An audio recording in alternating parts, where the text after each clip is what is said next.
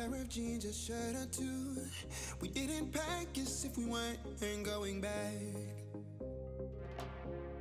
It doesn't matter if it's true. I've got a feeling love will give us what we lack. The world is waiting up. The world is waiting half a step beyond our door. Yeah. And if it's not enough, I wanna see the stuff the world has got in store. I wanna take it all in, I'm falling. The cityscape by night, wanna catch in my photos. Where you go, every corner twice as bright. They'll be my treasures forever. When I can't hold you tight, I'll see the Stockholm light. Alright, just like the VMAX, gonna do a quick walk around, talk about my bike real quick. This is a 2016 Yamaha Fz07. If you couldn't tell by how it looks, that's obviously what it is. Anyway, again, I'm going to start front to back as far as what I've done to it.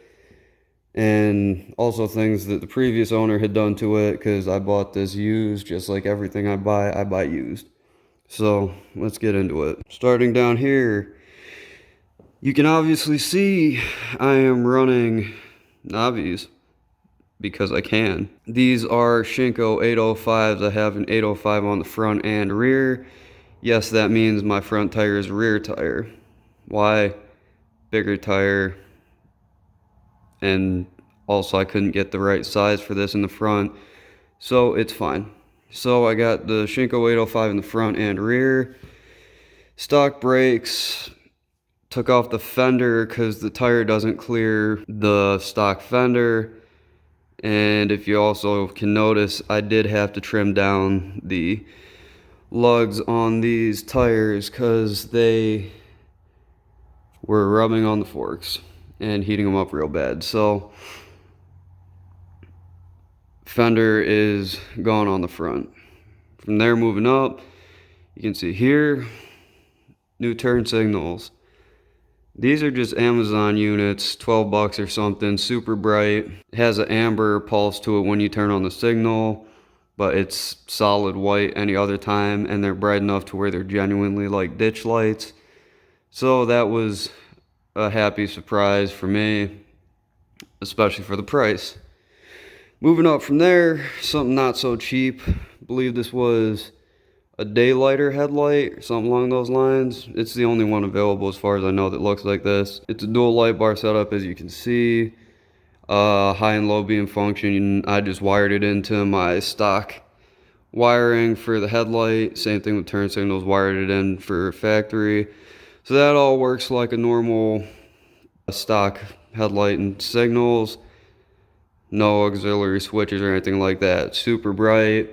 Works awesome. I think it looks maybe not good, but it's definitely interesting. Got its own thing going on there. On top of this headlight, bars. Just like any FZ that you've probably seen, has Carmichael Pro Taper bars, because I guess that's just standard issue for these bikes, but no complaints here. That was something the previous owner did. And I'm pretty happy with it. It's pretty comfortable, works well, all that good stuff. Brake lever. Again, previous owner. This is just one of those adjustable Amazon things. You know, it works. That's all you can really say about it. The clutch lever says VF on it. Honestly, I don't know who this is from. I assume it's VF, whatever that means.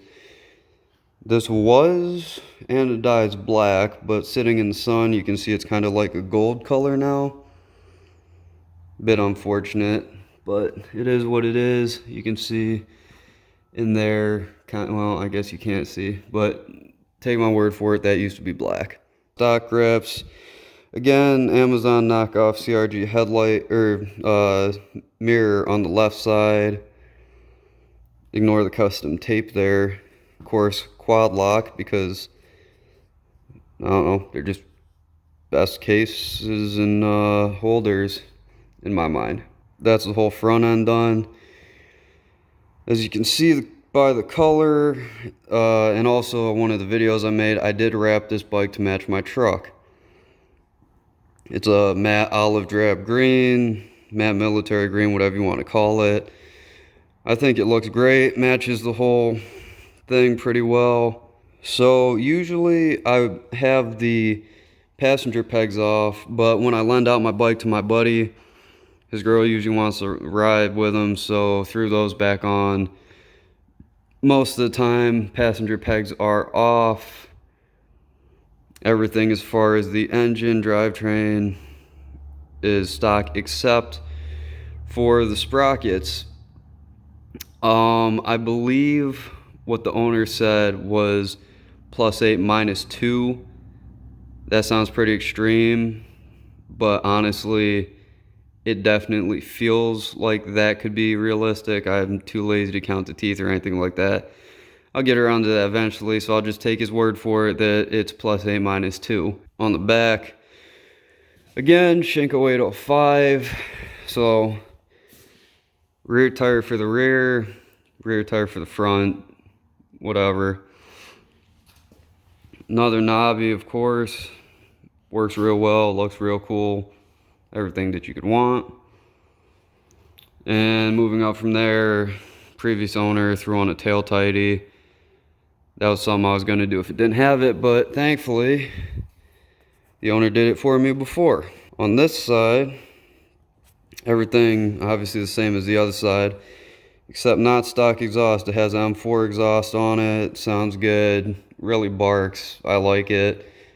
I came off Dyna with exhaust, so I definitely like that cross-plane sound. Pretty much exactly what I want out of any Jap bike to sound, as far as sound goes at least. But yeah, that's kind of it.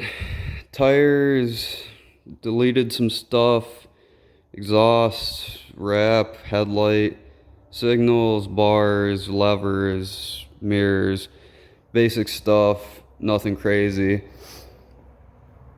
And that's all I've done to this thing. I do have more plans for this, of course, as well.